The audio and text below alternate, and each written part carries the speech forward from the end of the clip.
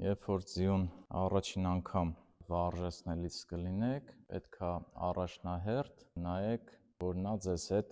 աչքի կոնտակտ պահպանի։ Պարանը դնենք իր տեղում։ Հիմա մենք այդպիսի ձի չունենք, որ աչքի կոնտակտ չունենա, բայց ձիերը առհասարակ, երբ որ վայրի կյանքից գալիս են դեպի վարժեցնելու միջավայր, իրենք այդ կոնտակտը չեն ունենում։ Դրա համար պետք է սկսենք վազքից հետո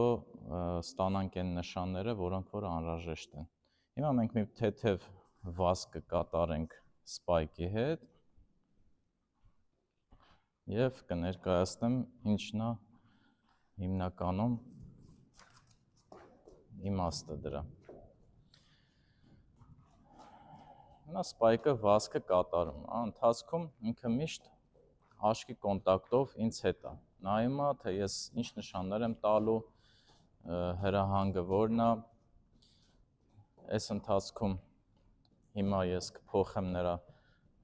ուղղությունը, մտրակը փոխանցում եմ մյուս ձեռքին, այս շատ կարևոր է, որ ձին գնա դեպի պատը, նոր փոխի ուղղությունը, գալիս է դեպի ինձ,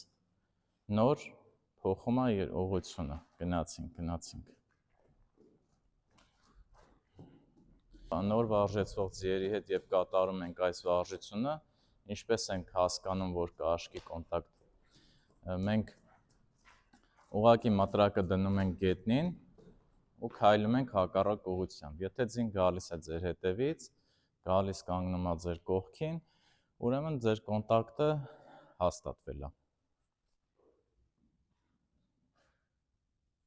Ապրես։